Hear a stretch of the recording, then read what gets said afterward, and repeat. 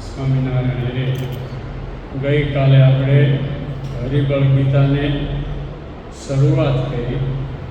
તેમાં છેલ્લે ત્રીજી કડીમાં નિષ્કુળાનંદ સ્વામી એમ કહે છે કે પુરુષોત્તમ પ્રગટનું નામ નિર્ભય નિશાન, જે જન જીભે ઉછરે તે પામે પદ નિર્વાણ. પરમાત્માનું નામ પૂર્ણ પુરુષોત્તમ સર્વ અવતારના અવતારી મહારાજ, એનું નામ એવું છે કે જે જન એટલે જે માણસ જીભે કરી અને એનું ઉચ્ચારણ કરે, એ નામનું ભજન કરે, એ સ્વામી કહે છે કે પામે પદ નિર્વાણ. એ ચોક્કસ મોક્ષ, નિર્વાણ એટલે મોક્ષ, એ મોક્ષને પામે છે એવું ભગવાનનું નામ છે. એટલે સ્વામીએ ગાયું ને અધરનું ઉદાહરણ પતિત પાવન. ભગવાન છે એ અધરનું ઉદાહરણ છે, પતિત પાવન છે, શરણાગત વત્સલ છે, દયાના સાગર છે, દયાના નિધિ છે. એવા આપણને બધાને ભગવાન મળ્યા છે. તો એ ભગવાનનું આપણે જેટલું ભજન કરીએ ને એટલા ભગવાન આપણી ઉપર રાજી થાય અને આપણી ભક્તિએ કરી અને ભગવાન આપણને વશ થઈ જાય. એટલે તો મહારાજે વચનામૃતમાં કીધું કે એવો જે ભગવાનનો ભક્ત છે અને ભગવાન વશ થઈ જાય, પછી ભક્ત જ્યાં જ્યાં જાય ત્યાં ભેળી ભગવાનની મૂર્તિ જાય. પછી મહેલમાં હોય તોય ભલે, જેલમાં હોય તોય ભલે, જંગલમાં હોય તોય ભલે, કે ગમે ત્યાં હોય, પણ એવો જે ભગવાનનો ભક્ત હોય એના ભેગા ભગવાન હોય.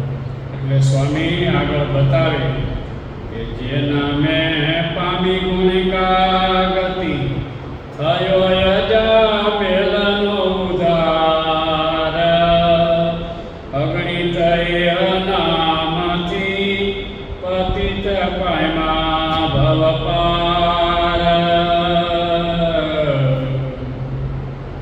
નિષ્કુળાનંદ સ્વામીએ આ નિષ્કુળાનંદ કાવ્ય લખી અને એવું અદ્ભુત અને અજોડ કામ કર્યું છે કે જેનો આ જગતમાં ક્યાંય જોટો ન જડેલો. તો સ્વામી કહે છે કે જે નામે પામી ગુણિકા ગતિ, થયો અજામેલનો ઉદ્ધાર. ગુણિકા એટલે વેશ્યા. મહારાજ જેતલપુરમાં હતા, પછી મોટો જગન કરવાનો હતો.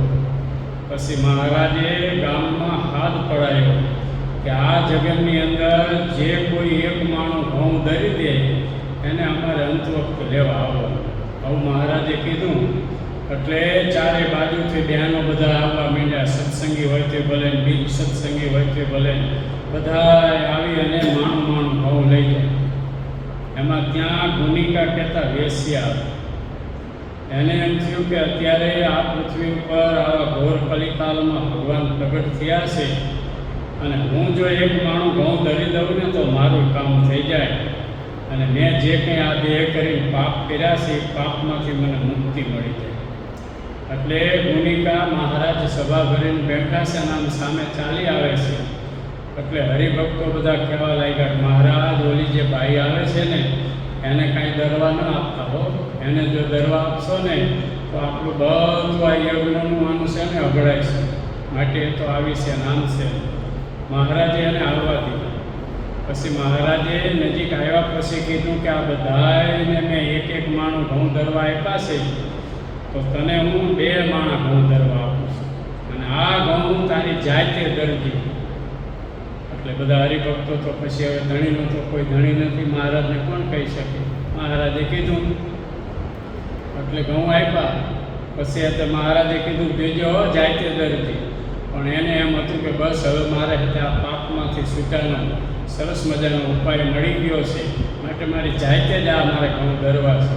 એટલે ઘેર જઈ નહીં ધોઈ રેશમી વસ્ત્ર પહેરી પવિત્ર થઈ અને હાથમાં હાથે ભાઈ ઘંટીનો એ હાથો લઈ અને આમ ભગવાનનું સ્મરણ કરતાં કરતાં મુઠીએ મુઠીએ અનાજ ઓરતા જાય અને દળતા જાય, ઓરતા જાય અને દળતા જાય. એમ કરતાં કરતાં એને 2 માણા ઘઉં દર્યા.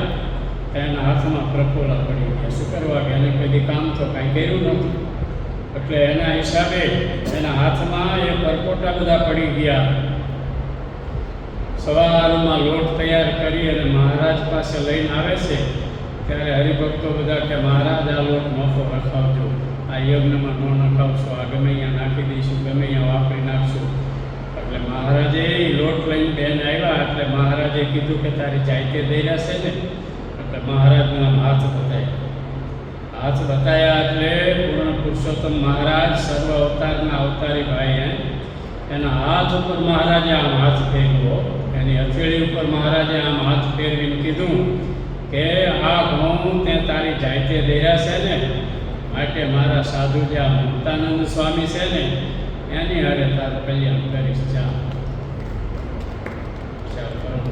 ત્યાં મુક્તાનંદ સ્વામી તપશ્ચર્યા, ત્યાં મુક્તાનંદ સ્વામીની સાધના, ત્યાં મુક્તાનંદ સ્વામીનો ત્યાગ, ત્યાં મુક્તાનંદ સ્વામીનો વૈરાગ. હવે એની સાથે ખાલી 2 માણા ઘઉં દર્યા તો એ પૂર્ણ પુરુષોત્તમ સ્વામિનારાયણ ભગવાન રાજી થયા, તો સ્વામી આજે એને કલ્યાણની દાત આપી દીધી. પછી મહારાજે મૂળજી બ્રહ્મચારીને કીધું, બ્રહ્મચારી આ જે ઘઉં દળી અને લોટ લાવ્યા છે ને એ લોટ આપણા રસોડે રાખજો, અને જેટલા દી આ લોટ હાલે એટલા દી કાયમના માટે એમાંથી અમારા માટે રોટલી ભાખરી જે કંઈ બનાવો ને એ આમાંથી બનાવો. વિચાર કરો, આવા ભગવાન મને તમને મળ્યા છે, છતાંય જો આપણે કલ્યાણથી વંચિત રહી જઈએ ને તો આપણા જેવો કોઈ અભાગ્યો ન થયો. એટલે સ્વામીએ લખ્યું આમાં, નિષ્કુળાનંદ સ્વામીએ ભક્તિનિધિમાં કે વચનવિધિમાં છે કે પાપ પૂર્વના પ્રગટે ત્યારે સુજે અબળો ઉપાય રે, કરવાનું હોય તે ન કરે, ન કર્યાનું કરાય રે. પાપ પૂર્વના પ્રગટે ત્યારે સુજે અબળો ઉપાય રે. હવે આવા સર્વોપરી મહારાજ મેળા, આવા સ્ત્રી અને ધનના ત્યાગી સંતો મળ્યા, આવું નૈમિક સાધનનું જે ક્ષેત્ર મળ્યું, અને છતાંય આપણા રહેલા સ્વભાવ, એ સ્વભાવ જો ન સુધરે તો સ્વામી કે સમજવાનું કે આપણું પૂર્વજન્મનું કાંઈક પાપ છે ને એ પાપ અત્યારે આપણને આ મોક્ષ માર્ગમાં વિઘ્નરૂપ થયું છે, કલ્યાણના માર્ગમાં વિઘ્નરૂપ થયું છે. માટે ખબરદાર થઈ અને સાચા થઈ અને જે કોઈ આ ભગવાનના ભક્ત છે એના વિશે બ્રહ્મની મૂર્તિનો ભાવ કરવાનો કે આ ભગવાનના ભક્ત છે ને એ બ્રહ્મરૂપ છે. આ ઘણું બધું કરે છે, મારાથી નથી થતું તો હું દેહાભિમાની છું, આળસુ છું, પરમાદી છું, એટલે મારાથી નથી થતું. નહીંતર એને ભગવાને હાથ પગ આપ્યા છે, એને બુદ્ધિ આપી છે, એને વાચા આપી છે, એને સાંભળવાની શક્તિ આપી છે, એટલી એટલી ભગવાને મને શક્તિ આપી છે, તો એ કરે છે તો હું કેમ ન કરી શકું? પણ આ જીવનું પૂર્વજન્મનું પાપ હોય ને એ આવીને આ નડતું હોય. મહારાજ વડતાલથી નીકળ્યા, પછી મહારાજે સંતો આગળ ચાલતા હતા એને કીધું, સંતો ક્યાંક સાયાની ઝૂંપતી એટલે સાયો સારો આવે, ક્યાંક પાણીનું કામ આવે તો વચ્ચે રોકાય. આપણે બધાએ સવારે વહેલા નીકળ્યા છીએ ને એટલે થોડું બધું ટીમણ કરી લઈ, નાસ્તો કરી લઈ. એટલે ભલે મહારાજ ક્યાંક એવું સ્થળ આવશે તો કહીશું. સંતો આગળ આગળ હાલ્યા જાય, આગળ આગળ હાલ્યા જાય, જોવે પણ ક્યાંય પાણી હોય તો સાયો ન હોય, સાયો હોય તો પાણી ન હોય. એમ કરતાં કરતાં થોડા આગળ ગયા ને હાઈ ક્લાસ મજાનું એક ખેતર આવ્યું, અને ખેતરની અંદર 2 ઘટા ઘઉંમાં આંબા ઉભેલા. એ આંબા જ્યારે જોયા સંતોએ એટલે એમ થયું પેલો અહીંયા સરસ છે, જો પાણીએ છે અને સાયણ છે. એટલે સંતો તરત ઓલા બાવરના ઓલા જઈ આવડના ઝાડવા લઈ અને પાંદડા કચરો નહોતો એ બધું વાવીને ચોખ્ખું કર્યું. પછી સંતોએ વિચાર કર્યો કે આ એક આંબા નીચે તો બધા નહીં હમાય, માટે ઓલો આંબો છે ને અહીંયા થોડુંક સાફ કરીએ.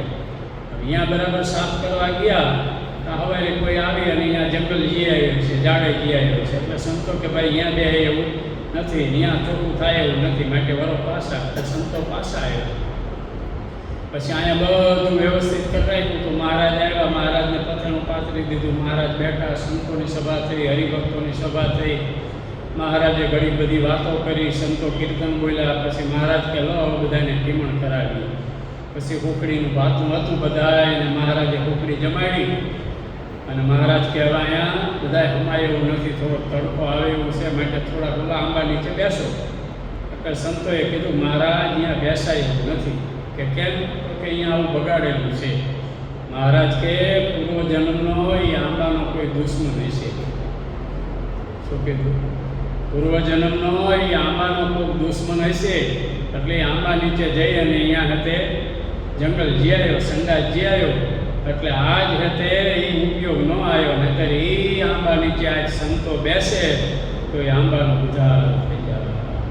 વિચાર કરો. આવા ભગવાન દયાળુ છે ભક્તો. હવે એ ભગવાન મને અને તમને મળ્યા છે, પણ આપણામાં રહેલું જે દેહ અભિમાન છે ને, એ દેહ અભિમાન આપણને ભગવાન ભજવા દેતું નથી, શરણાગતિ સ્વીકારવા દેતું નથી. એનું કારણ કે આ દેહ અભિમાન, એ દેહ અભિમાનને દૂર કરવા માટે સંત સમાગમ અને કથાવાર્ત. એટલે તો બ્રહ્માનંદ સ્વામીએ ગોળીના પદમાં લખ્યું, સંત સમાગમ કીજે હો નિશ દિન, સંત સમાગમ કીજે માનત જે સંતન કે મુખ से, मानत जे संतन के मुख से, प्रेम सुधा रस पीजे, प्रेम सुधा रस पीजे हो निश दिन, संत समागम कीजे. આપણા આદિગુરુ બ્રહ્માનંદ સ્વામી આ ઝાલાવાડના ભગવાન કહેવાતા, અને સ્વામીની આપણા ઝાલાવાડ પ્રદેશ ઉપર ખૂબ કરુણાની દ્રષ્ટિ અને કૃપાની દ્રષ્ટિ રહી છે કાયમના માટે. તો એ આપણા આદિ અનાદિ ગુરુ બ્રહ્માનંદ સ્વામી એ પોતે કહે છે કે સંત સમાગમ કીજે હો નિશ દિન. નિશ એટલે રાત્રિ અને દિવસ. રાત્રિ અને દિવસ સંતનો સમાગમ કર્યા કરવો. પછી આપણને કદાચ એમ થાય કે ભાઈ કાયમ તો સંતોનો જોગ ન હોય તો કેમ સમાગમ કરવો? તો સંતોએ લખેલા જે શાસ્ત્રો છે, સંતોએ લખેલા જે કીર્તનો છે, સંતોએ જે કંઈ લખેલી વાતો છે, એને આપણે વાંચ્યા કરીએ, એનું મનન કર્યા કરીએ, એને સાંભળ્યા કરીએ, એની કથા કર્યા કરીએ, કીર્તન બોલ્યા કરીએ, એટલે એ સંતનો આપણે સમાગમ કહેવાય. મુક્તાનંદ સ્વામીના કીર્તન બોલીએ તો મુક્તાનંદ સ્વામીનો સમાગમ, બ્રહ્માનંદ સ્વામીનો કીર્તન બોલીએ તો બ્રહ્માનંદ સ્વામીનો સમાગમ, ગુણાતીતાનંદ સ્વામીની વાતો વાંચીએ તો સ્વામીનો સમાગમ, ગોપાળાનંદ સ્વામીની વાતો વાંચીએ તો ગોપાળાનંદ સ્વામીનો સમાગમ. એ હું વાંચું છું, સ્વામી સામે બેઠા છે, હું જે કાંઈ પ્રશ્ન પૂછું છું એનો જવાબ મને સ્વામી આપે છે. એવી રીતે જ્યારે દિવ્ય ભાવ રાખી અને ભગવાનની કથા સાંભળે, એવી રીતે સંત સમાગમ કરે તો સ્વામી કહે છે કે સંત સમાગમ કીજે હો નિશ દિન, સંત સમાગમ કીજે. સંત સમાગમ કરવાનો કીધો, પણ કેવી રીતે કીધો? તો કહે છે કે માન તજી, જે માન છે ને એનો ત્યાગ કરી દેવાનો. મોટામાં મોટો કોઈ મોક્ષ માર્ગમાં આપણો શત્રુ હોય તો માન. મને બોલાયો નહીં, મને હાથ પહેરાયો નહીં, સભામાં મારી વાહ કરી નહીં, હે હું આટલું બધું કરું છું, મારા વખાણ નહીં. તો આપણે જે કંઈ કરીએ છીએ એ આપણા વખાણ માટે નથી કરતા, પણ આપણે આપણા આત્યંતિક કલ્યાણ માટે, આપણા મોક્ષ માટે, પરિવાર માતાના ગર્ભવાસમાં ન આવવું પડે, પરિવાર આ જન્મ મરણના ફેરામાં ન આવવું પડે, 84ના ફેરામાં ન જવું પડે, એના માટે આપણે આ કરીએ છીએ. અને ભગવાન પાસે આપણે સેવા કરી અને કદાચ ભગવાન આપણી ઉપર રાજી થાય ને તોય આપણે ભગવાન આગળ એ માગવાનું કે મહારાજ, જો તમે મારી સેવાથી રાજી થયા હોય તો તમારી પાસે મારી બીજી કોઈ માગણી નથી, માત્ર એક જ માગણી છે કે પરિવાર હવે માતાના ગર્ભમાં ન આવવું પડે, એવી કૃપા કરજો, એવી દયા કરજો. એવી રીતે રોજ આપણે ભગવાનને પ્રાર્થના કરીએ ને તો આપણી પ્રાર્થના ભગવાન સાંભળી અને જરૂર પ્રાર્થનાને સ્વીકારી અને મહારાજ આપણને પોતાના સમીપનું સુખ આપે. પણ હવે આપણે શેરડી રોટલો બે ખાવું હોય, બે હારે આવે, કાં શેરડી ખવાય કાં રોટલો ખવાય. શેરડી રોટલો બે ખાવા જઈએ તો જ્યારે પૂછા કાઢવા જઈએ એટલે હારે રોટલો ચાલેલો હોય નીકળી જાય, એટલે એકેનો અવાજ ન આવે. એમ આપણે હતે આટલા વર્ષો થયા જન્મથી આ દેહ ધરતા આવી છે. મહારાજે પ્રથમનું 21નું એમાં વચનામૃતમાં લખ્યું, મહારાજ કે આ જીવ છે ને કેટલાય જન્મ ધરતો આવ્યો છે. 84 લાખ ફેરા કરતો આવ્યો. એમાં કેટલાય એને જન્મ ધર્યા છે. કૂતરીના ધર્યા, મીંડળીના ધર્યા, ગાયના ધર્યા, પશુના, કેટલી જાતના જે કંઈ જળજંતુ પશુ કહેવાય એ બધાયને જન્મ ધરીને આવ્યો છે. એટલે તો વચનામૃતમાં મહારાજે કીધું કે આ જીવાતમાં જેટલું સમુદ્રનું પાણી છે એટલું એની જનેતાનું દૂધ આવ્યું છે. હવે આપણને એમ થાય કે સમુદ્રનું પાણી તો અગાધ છે, એટલું બધું કંઈ આપણે આપણી માતાનું દૂધ આવ્યા છે, પણ આપણે કેટલા જન્મ ધરતા આવ્યા છીએ એ બધાએ જન્મનો સરવાળો કરીએ ને તો એટલું દૂધ થઈ જાય. એટલે કહે છે કે મા અને બાપ એની સેવા કરવી જોઈએ, એને વંદન કરવું જોઈએ, એનો રાજીપો લેવો જોઈએ. અને જે પુત્ર પોતાના મા બાપની સેવા નથી કરતો, એનો રાજીપો નથી લેતો ને, એનું સત્કર્મ કરેલું હોય ને ભગવાન સ્વીકારતા નથી. જો આપણે સત્કર્મ કરીએ અને આપણું સત્કર્મ ભગવાનને અર્પણ કરવું હોય ને ભગવાન સ્વીકારે એવું કરવું હોય તો આપણે આપણા માતા અને પિતા એની સેવા કરવી જોઈએ, એની આમાન્ય રાખવી જોઈએ, એના વચનમાં વર્તવું જોઈએ, કે રાજી થાય એનું જીવન જીવવું જોઈએ. તો તે ભગવાન રાજી થાય અને તો સંતો રાજી થાય. એટલે સ્વામી કહે છે કે જે નામે પામી ગુણિકા ગતિ થયો અજામેલનો ઉદ્ધાર. હવે અજામેલ છે ને પૂર્વે બ્રાહ્મણ હતો અને 4 વેદમાં ભણેલો હતો.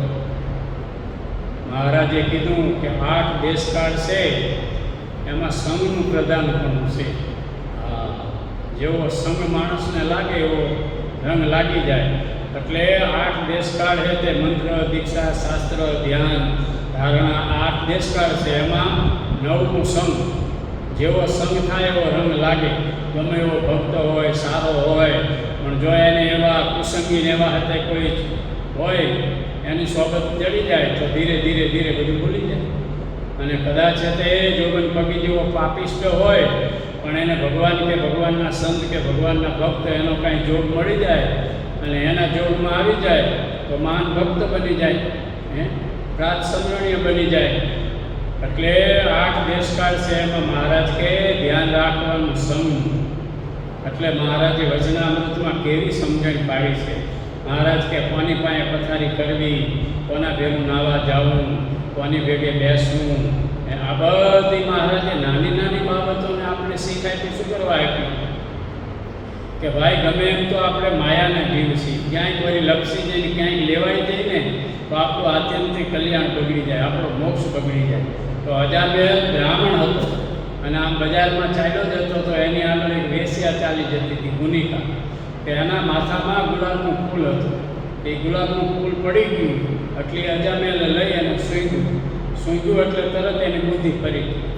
એટલે એને એમ થયું કે બસ મારે હાથે મારી પત્ની તો છે પણ હવે મારે આને હાથે વરવું છે ને આને મારે રખાત તરીકે રાખવી છે.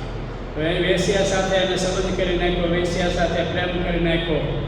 પછી તો બસ એ એની મય બની ગયો. જે એની સુપત્ની હતી એનો એને ત્યાગ કરી દીધો.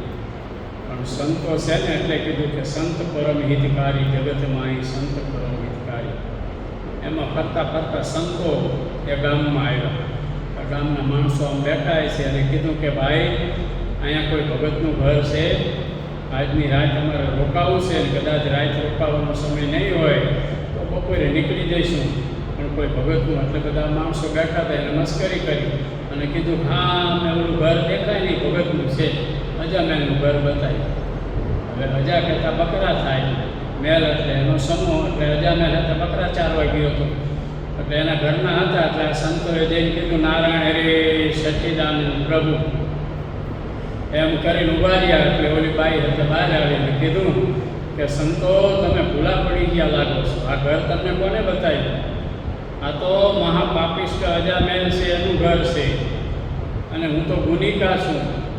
એટલે સંતોએ કીધું કે ભાઈ અમારો તો સ્વભાવ એવો છે કે જીવ પ્રાણી માત્રનો ઉદ્ધાર કરવો, તો અમે તારે ત્યાં આવ્યા છીએ તો તું જે કાંઈ બની થોડુંક અમને સીધું આપ ચપટીક લોટ આપ. એટલે એને હાથે નહીં ધોઈ આપ્યું સીધું સામાન. સંતોએ લીધું એની હતી ભાખરી બનાવી, બાટી બનાવી, સંતોએ ભગવાનને થાળ જમાડ્યા. થાળ જમાડી અને સંતો સાથે માળા ફેરવવા બેઠા. એટલે ઓલી બેઈએ કીધું કે હવે તમે નીકળી જાઓ, નહીંતર હમણાં જો અમારો કે ભગત આવશે ને તો તમારી ધોકે પૂજા કરશે. એવો છે અપણો ને એવો વહમો છે કે. એટલે સંતોએ કીધું કે તમે અમને જમાડ્યા તો ખરા, પણ દક્ષિણા આપી નથી. તો અમે દક્ષિણા લઈને પછી જઈશું. પણ કે બાપજીએ સમજી નીકળી જાઓ, દક્ષિણા લે એવું ઘર નથી કે ના, ભગત આવે પછી જઈશું. અજામેલને તો માણસોએ કીધું કે તારા ઘેર તો સાધુ આવ્યા છે કે તું તો ભગત થઈ ગયો નામ ને તેમને. એટલે એને ક્રોધ ચડ્યો એટલે દોડા આવ્યો. એના ઘરનાને કીધું કોણ છે આ બધું? તો કે આ સાધુ આવ્યા હતા, ભિક્ષાવૃત્તિ માગીને આપણે થોડુંક ભિક્ષા આપીને જમીન બેઠા છે. અને હવે કહે છે કે ભગત આવે એટલે ભગતને ભેગા થઈને જઈશું. કે હું ભગત નથી, હું તો ભરાડી છું. સંતોને કે સંતો તમને મારતો નથી, તમારું સે લૂંટી નથી લેતો ને એ મારી દક્ષિણા છે, માટે જાઓ. સંતો કે ના ભાઈ, અમે તો દક્ષિણા લીધા વગર જઈશું નહીં. તો તારે જે કાંઈ દક્ષિણા દેવી. સંતો મારી પાસે કાંઈ નથી દક્ષિણામાં. તો કા તારું નામ છોકરો રમે, એનું નામ શું છે? કે એનું નામ હજી પાડ્યું નથી કંઈ. તો કે એનું નામ નારાયણ રાખી, અમારી દક્ષિણા, બીજું કાંઈ નહીં. બસ એનું નામ નારાયણ રાખી. એટલે કે કાંઈ વાંધો નહીં. એટલે અજામેલ એને નાનો છોકરો હતો એના ઉપર એટલે હાલતા જતા એ નાણી અહીંયા આવજે, એ નાણી અહીંયા આવજે, એ નાણી અહીંયા આવજે એમ કર્યા કરે. એટલે નારાયણ નારાયણ કર્યા કરે. એમાં બરાબર એનો અંત વખત આવ્યો અને જમના દૂધ એને દેખાણા. જમના દૂધ દેખાણા એટલે રાજ પાડી કે ના અહીંયા જાજે, દોડજે, મારી રક્ષા કરજે, આ જમન લેવા આવ્યા છે. હવે જ્યાં એને એના દીકરાની સંપત્તિ કરીને ત્યાં વૈકુંઠ લોકમાંથી ભગવાનના પાર્ષદ આવ્યા. હવે આ બાજુ એમ છે, આ બાજુ પાર્ષદો છે, ઓલા કે અમારો જીવ છે, ઓલા કે અમારો જીવ છે. બે વચ્ચે ઝઘડો થયો. તો કે નહીં, એને અંત વખતે યાદ તો કર્યા છે ને નારાયણને. તો કે તો એના છોકરાના યોગ્ય કરીને, પણ એના છોકરાનું નામ કોને પાડ્યું? કે સંતોએ પાડ્યું. હવે સંતોના યોગ્ય કરીને એના વડે કરી અને અમે એનો ઉદ્ધાર કરશું. એને અક્ષરધામમાં નહીં લઈ જઈએ, પણ એનો ઉદ્ધાર કરશું. એટલે હવે આ જન્મમાંથી છોડાયા પછી ફરીને પાછો અમે બીજે કોઈ સારા સત્સંગી હશે ને એને અહીંયા જન્મ આપશું. પછી એને સંતનો જોગ થશે, ભગવાનનો જોગ થશે. એના વડે કરી જોગમાં આવ્યા પછી એનું આત્યંતિક કલ્યાણ થશે. એટલે સ્વામીએ આમ બતાવ્યું છે કે આત્યંતિક કલ્યાણ કારણે જાઉં પ્રભુ પ્રગટ નિવાસ, મોક્ષદાયક મૂર્તિ કા, મોક્ષદાતાય દાસ. સ્વામી કહે છે કે આત્યંતિક કલ્યાણ કારણે જાવું પ્રભુ પ્રગટની પાસ. પ્રગટ જ્યારે ભગવાન હોય તેની પાસે જઈએ તો આપણો મોક્ષ થઈ જાય, આપણું આત્યંતિક કલ્યાણ થઈ જાય. પછી કદાચ ધારો કે મહારાજા પૃથ્વી પર ન હોય તો કહેશે કે મોક્ષદાતા એના દાસ. મોક્ષદાતા એના દાસ એટલે સંતો અને ભગવાનના એવા એકાંતિક ભક્તો હોય, એનો જોગ કરે, એનો સમાગમ કરે, એની સાથે કથા વાર્તા કરીને એની સાથે હેત બાંધે તો એ જીવાત્માનું રૂડું થાય, એ જીવાત્માનું સારું થાય. એટલે સ્વામી કહે છે કે જે નામે પામી ગુણિકા ગતિ, થયો અજામેલનો ઉદ્ધાર. ભગવાને ગુણિકા વેશ્યાનો ઉદ્ધાર કર્યો, અજામેલ પાપિષ્ટ હતો તો એનો ઉદ્ધાર કર્યો. અને વળી સ્વામી કહે છે કે અગણિત એ નામથી પતિત પાયમા ભવપાર. 1 2 4 5 નહીં, અગણિત, ગણી ન શકાય એટલા જીવાત્મા આ નામથી ભવ પામી ગયા છે. આ ભવસાગરના પારને પામી ગયા છે, કહેતા કે તરી ગયા છે. પણ એ જે નામી છે એ નામીનું નામ મહિમાએ સહિત લેવામાં આવે તો. ખાલી આપણે પોપટ પાડ્યો હોય, પોપટને આપણે શીખવાડીએ રામ રામ બોલ તો પોપટ રામ રામ રામ રામ બોલે. પણ એ રામ કોણ છે એને ખબર છે કે આ વૈકુંઠના ધણી છે, આવા ભગવાન છે, એ એને ખબર નથી. એ પોપટિયું જ્ઞાન કહેવાય. એમ જ્યારે આપણને મુશ્કેલી પડે, તકલીફ પડે ત્યારે આપણે જન્મંગળ કરીએ, પાઠ કરીએ, ભક્ત ચિંતામણીના પાઠ કરીએ, બધુંય કરીએ, પણ જેવી વિપત્તિ મટી જાય એટલે પછી હું કોણ ને તું. આ તો ભાઈ જે કંઈ કર્યું હતું મેં મારા બાહુબળથી કર્યું છે. મારી શક્તિથી કર્યું છે, આ કંઈ પાધરું થયું છે ને રાજની દાખલો કર્યો ત્યારે થયું છે. ભાઈ આપણો પુરુષ પ્રયત્ન છે, પણ એની ઉપર પરમાત્માની કૃપા કરી છે, એની ઉપર કોઈ ભગવાનના સંતની આશીષ મળી છે એટલે આ થયું છે. એવું જો અનુસંધાન રાખે તો વાંધો ન આવે. એટલે સ્વામી કહે છે કે અગણિતીય નામથી પતિત પાયમાં ભવ પાર. કેટલાય પતિત હતા, પડી ગયેલા હતા, એવા બધાય પતિતનો જો ઉદ્ધાર થયો હોય તો આ નામથી થયો છે. કરી ખરી દીનતા કરી કરી આરત સોયરદાસ, અડધો શબ્દ ઉચ્ચારતા આવ્યા વારે અવિનાશ. સ્વામી કે કરી કરી કહેતા હાથી થાય, કરી ખરી દિનતા કરી, કરી ખરી દિનતા કરી. હાથી સરોવરમાં પાણી પીવા ગયો એટલે ઝુંડ કહેતા મગર, એ મગરે એને પકડ્યો. મગરનું પાણીમાં જોર બહુ હાલે એટલે મગર આમ ખેંચવા માંડ્યો, હાથી આમ કાંઠા તરફ જવા લાગ્યો. પછી હતી એની હારે એનું બચ્ચું હતું મદનિયું, એની પત્ની હતી હાથણી, એ પણ હાથીને મદદ કરવા આવ્યા, ખેંચવા લાગ્યા પણ ખેંચાણું નહીં, મગરનું જોર વધી ગયું એટલે હાથી hatte આમ ડૂબવા લાગ્યો, પાણીમાં જવા લાગ્યો. એટલે હાથીને એમ થયું કે હવે મૃત્યુ નક્કી. એમાં બરાબર એ સરોવરમાં કમળ ખીલેલા હતા અને હાથીએ હેતે એ કમળનું એક ડોડું હુંડમાં લીધું અને લઈ અને આમ ઊંચે કરી અને એમ થયું કે હવે મને કોઈ બચાવે એવું છે નહીં, માત્ર જો મને બચાવે તો ભગવાન બચાવે, બીજું કોઈ બચાવી શકે નહીં. એટલે કહે છે કે કરી ખરી દિનતા કરી આરત સુવરદાસ. ભગવાનને એવી રીતે ગદગદ ભાવે એને પ્રાર્થના કરી. આરત એટલે આર્તનાદથી પ્રાર્થના કરી અને એ પ્રાર્થનાને સાંભળી અને સ્વામીએ કીર્તનમાં નોંધ લીધી કે ગરુડ તજીને પારા પધાર્યા ગજ સારું મહારાજ, એવી રીતે અમને ઉગારો કહે છે નારાયણદાસ. ભગવાન ગરુડને લઈ નીકળ્યા તો ભગવાનને એમ થયું કે ગરુડની ગતિ કદાચ ઓછી પડશે, ગરુડ અહીંયા પહોંચ્યા પહેલાં હાથીને ઝૂંડ પકડી જશે તો હાથીને મારી નાખશે. તો ભગવાને ગરુડનો પણ ત્યાગ કરી દીધો અને ગરુડનો ત્યાગ કરીને પરમાત્મા પગપાળ એકદમ દોડવા માંડ્યા. ગરુડની ગતિ એ ત્યાં મંદ પડી અને ભગવાને જઈ અને એને હાથે હાથીને ઉગાડી દીધો. એટલે સ્વામી કહે છે કે અડધો શબ્દ ઉચ્ચારતા વારે આવ્યા આવીના. પૂરો હેતે હરી નથી બોલી કહો, ખાલી હજી એટલું બોલ્યો છે હાથી, ત્યાં તો ભગવાન આવી ગયા. અડધો શબ્દ ઉચ્ચારતા વારે આવ્યા અવિનાશ. વિચાર કરો, હવે અડધો શબ્દ ઉચ્ચારતા જો ભગવાન એની રક્ષા કરતા હોય તો આપણે તો હાલતા ચાલતા ખાતા પીતા સ્વામિનારાયણ સ્વામિનારાયણ સ્વામિનારાયણ સ્વામિનારાયણ કરી છીએ તો આપણો ઉદ્ધાર કરવા ભગવાન નહીં આવે, આપણો ઉદ્ધાર નહીં થાય. પણ એ નામીને બરાબર આપણે જાણ્યા હશે, ઓળખા હશે, મહિમા અને માયતમે સહિત અને ઈર્ષાએ રહિત આપણું ભજન હશે તો ભગવાન નોંધ લેશે, તો ભગવાન આવશે.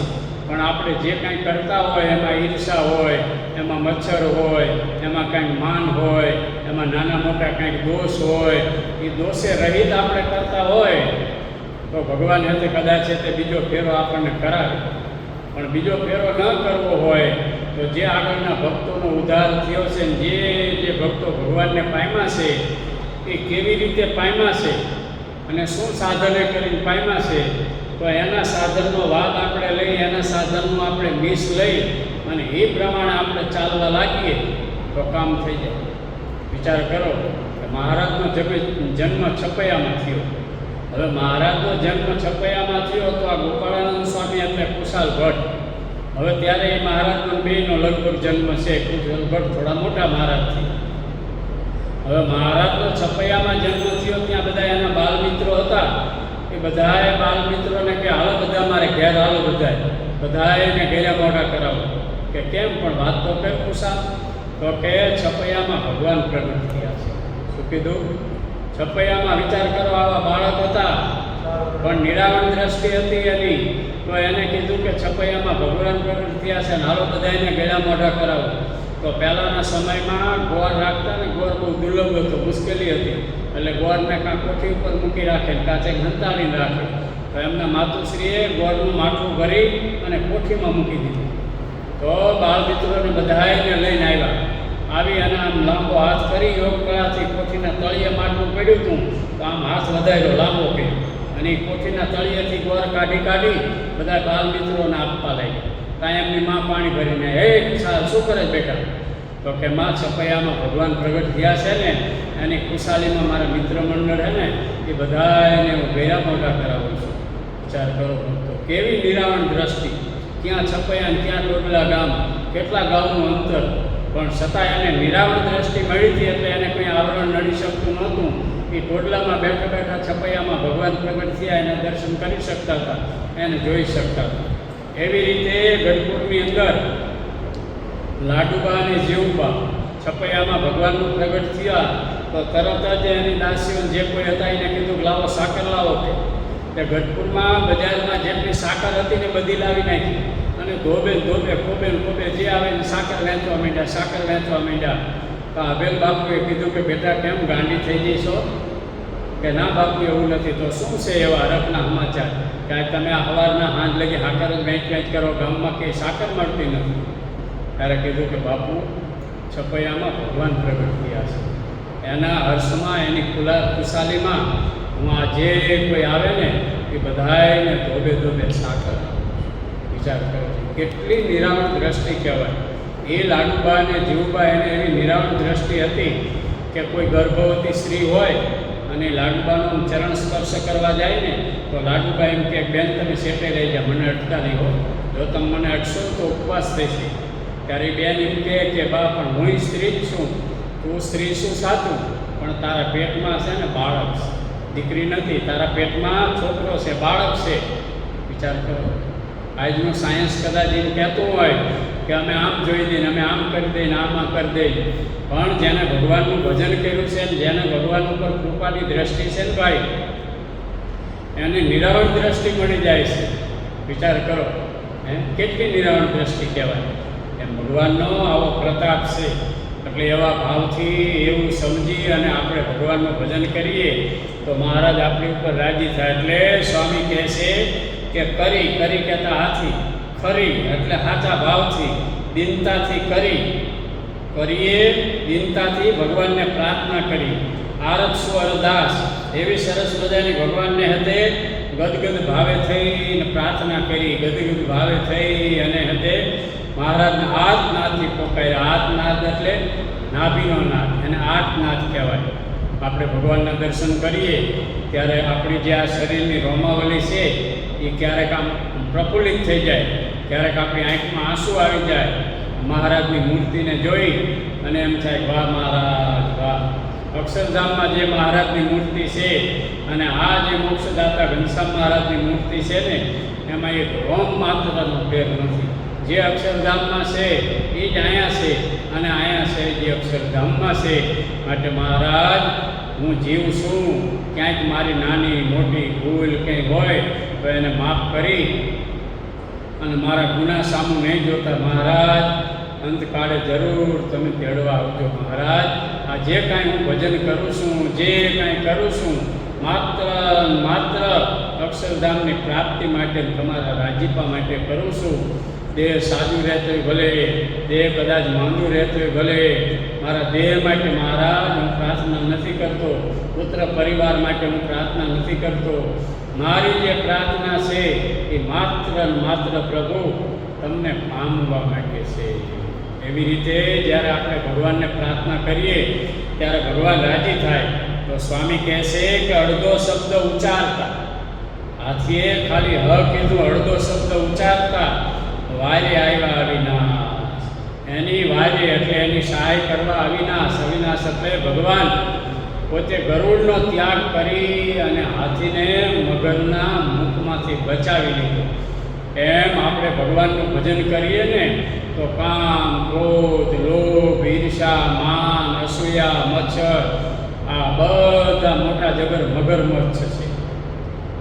આપણે જો હાથનાથથી ભગવાનને પ્રાર્થના કરશું ને હાથનાથથી ભગવાનને પોકારીશું ને તો ભગવાન આપણી પ્રાર્થનાને સાંભળીને આપણા જે બધા અંતરશત્રુઓ છે ને એ અંતરશત્રુ કંઈ રક્ષા કરશે.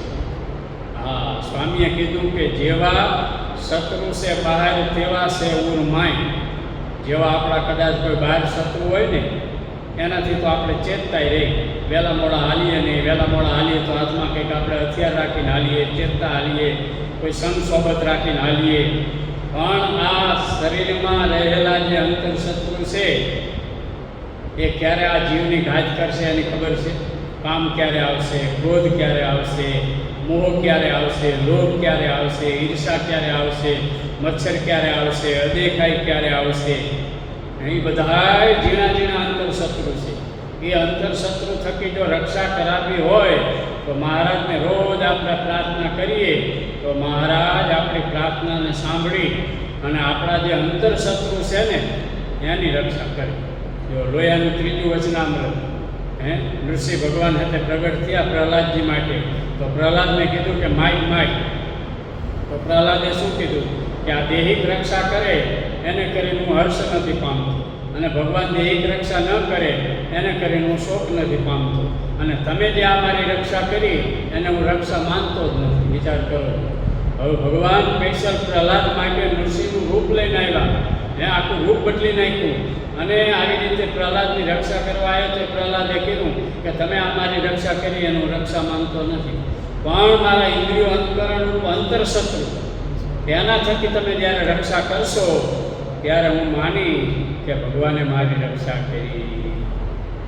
એમ આપણે ભગવાનની પ્રાર્થના એ કરવાની કે મહારાજ મારા અંતરમાં રહેલા બધા અંતરશત્રુઓ છે ને એ અંતરશત્રુ ઉપર વિજય થાય ને અંતરશત્રુ ટળે ને એવી દયા કરજો.